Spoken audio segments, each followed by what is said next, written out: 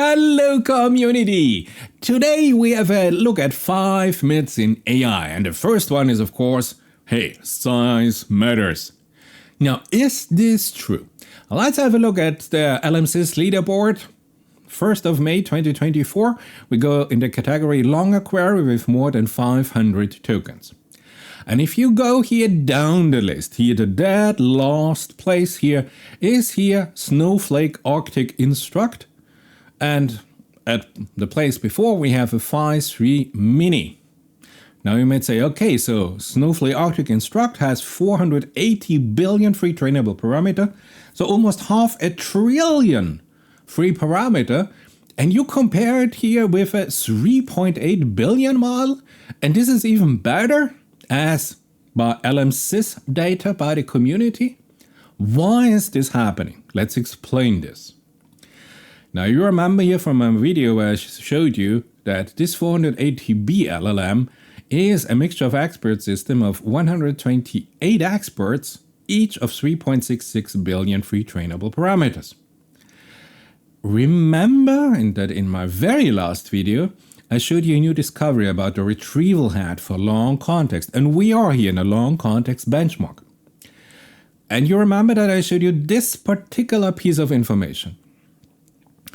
That in a Mistral 7B, in a dense transformer model, and I compared it here with a mixture of experts of 8 experts, 8 times 7B, you would expect, if we look at the retrieval hat and we calculate their retrieval score, that the red hot, here indicated in red, that have a retrieval score between 0.5 and 1 normalized, they are doing all the work of the retrieval of the input data. And we have here in a normal Mistral 7B 1, 2, 3, 4, 5, 6 red, hot, active retrieval attention hats working for us. And now in a model that is 8 times as big, we have 1, 2, 3, 4, 5, 6, 7, 8. So almost the same number of retrieval hats. And in this video, I showed you here the latest research that explains why this is happening, even if you take a mixture of expert system. And I think the same is happening here, because otherwise you would not be able to explain that a 3.8 billion system is better in the performance as rated by the complete AI community worldwide than a 3.66. So you see, new insights into new research explain here the benchmark performance that we find here. And sometimes if you first look at it and says, look at the size, how is this possible? Now we can explain it. The second myth, hey, evaluation is fun. And you might say, I know the answer to this. Yes, you do. Because remember, looking at all attention hat in a classical transform architecture, we found that the red hot retrieval hat for retrieval, here our information, is about 0.1, 0.7. If we go down a little bit, it's about less than 5% of all attention hat. So we better treat those little attention hat to do the retrieval for us very, very carefully. And we need benchmark data for those. And we need new benchmark data, because the old benchmark here, like our grade school MAT 8000 golden benchmark, everybody knows here the result. So we have here May 2nd, 2024, a new benchmark generated here. Careful examination of LLM's performance on grade school arithmetic. How they did this?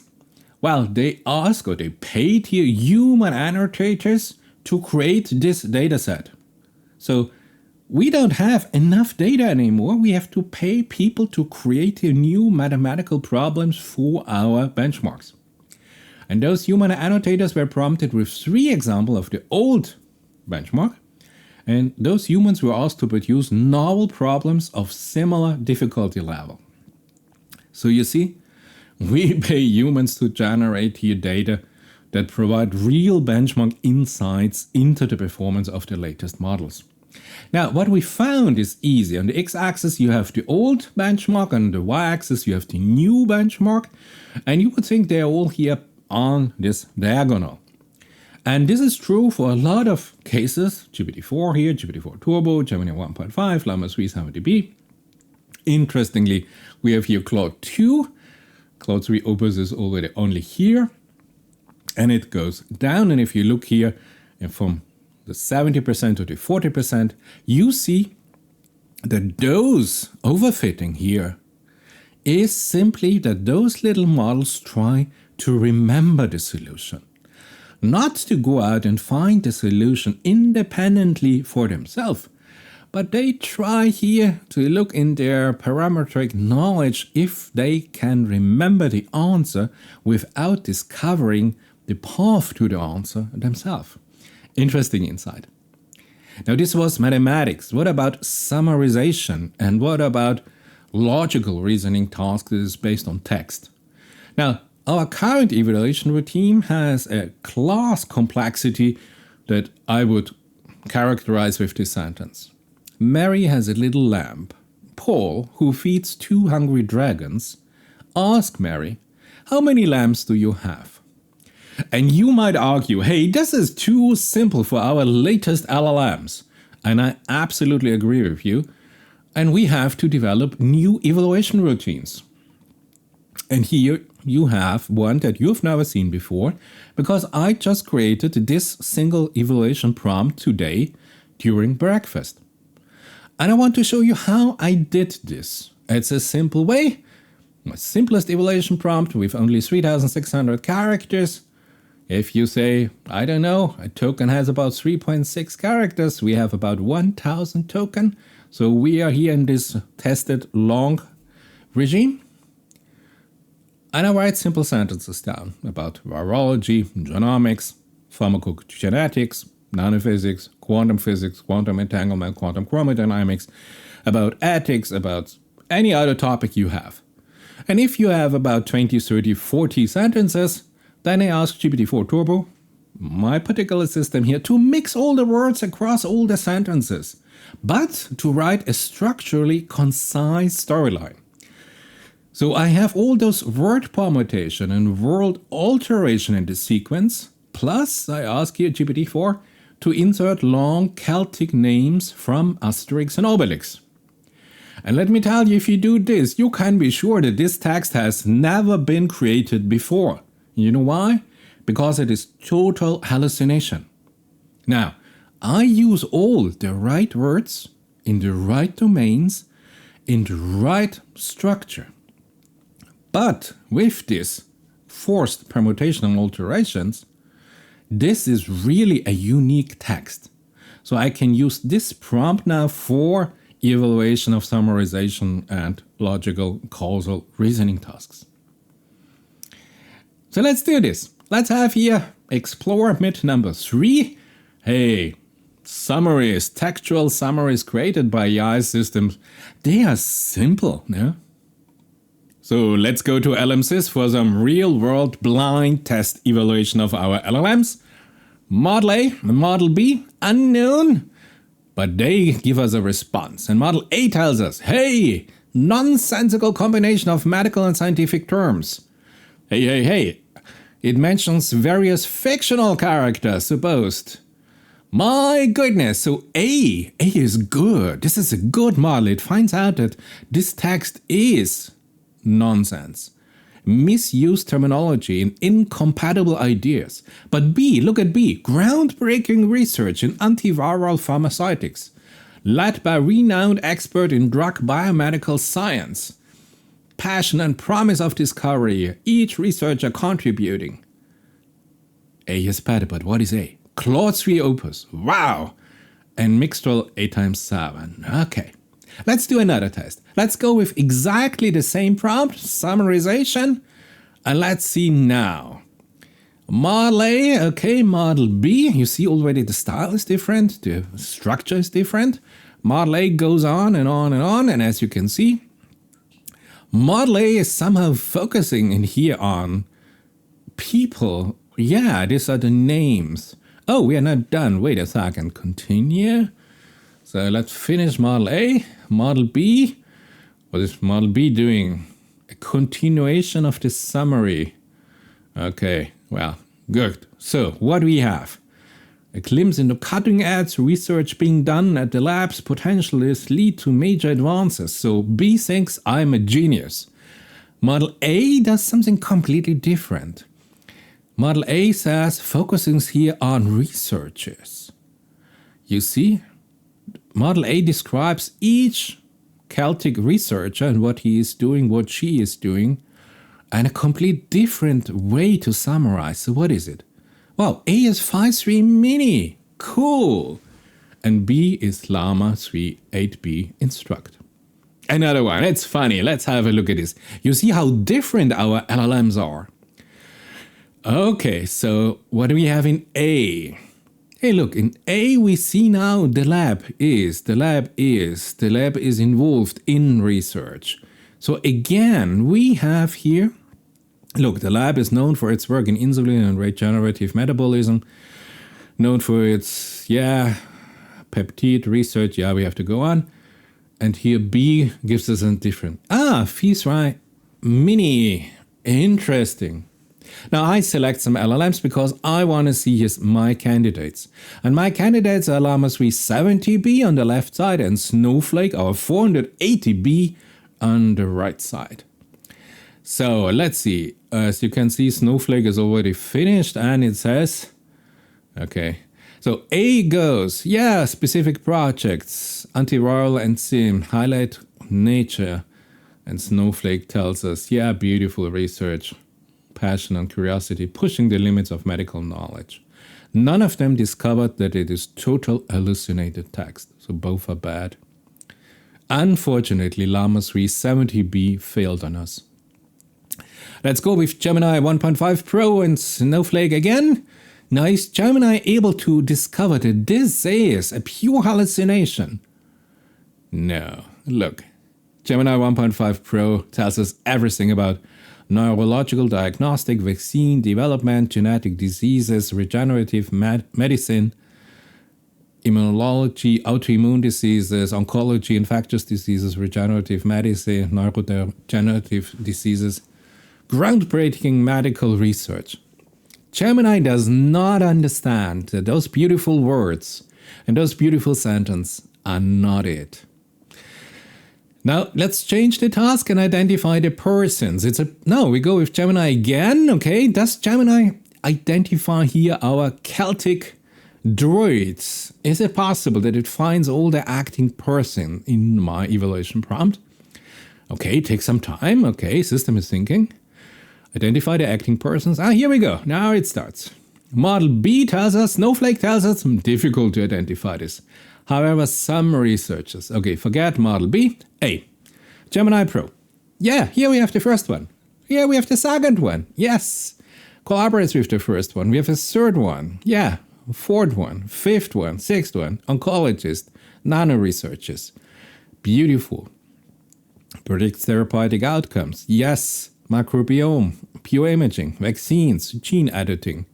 Yes, it found all my persons that I designed personally myself. So Gemini Pro, great. Snowflake, unfortunately, just trying to find 3 of them. Never mind. The next myth, all 70B LLMs are equal. Is this true? And I say, explain the scientific terms in the following sentences, and we do a blind test. And wow, what a difference. Look at this. Okay, Model A looks good. Wow, Model A is detailed. Model B is more rough, more an overview. Model A is on point 21. My goodness. Model A is, wow. Epigenomic landscape, pharmacodynamics, nanoformulation, okay. So Model B says, this is a masterclass in using technical jargon to create a sense of scientific sophistication. Thank you, I'm beautiful.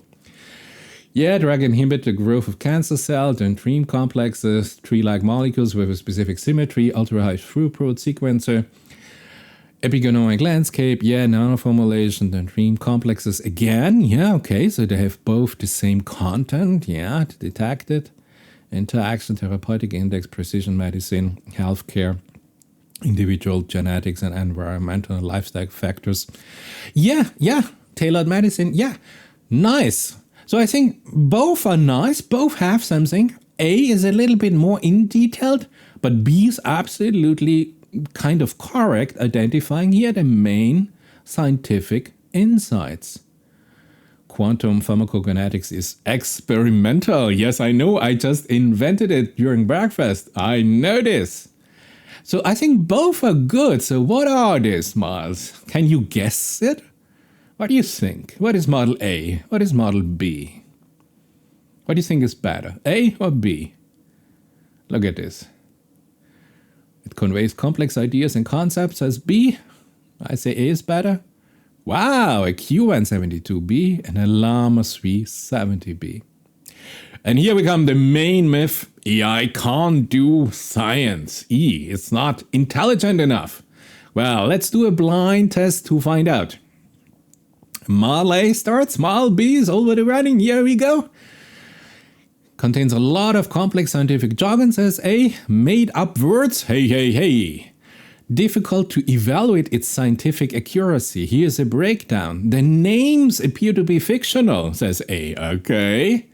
Several advanced technologies and techniques, says A. Yes, I know this. I'm a genius. So in summary, the passage contains some real scientific terms and concepts. Yeah. Landscape here. Okay, cutting edge. The sentence highlights potential. Interesting. A completely different way that both LLMs choose here to go here for the scientific correctness. Okay, look at this. Stochastic differentiation leads to random variation in the process of stem cell differentiation. Influence of electric fields. Interesting. Model B is also interesting. Model A is, a little bit more concise, shorter. A sophisticated and complex blend of scientific concepts and fictional elements. So both find here my fictional elements. This is okay, this is great.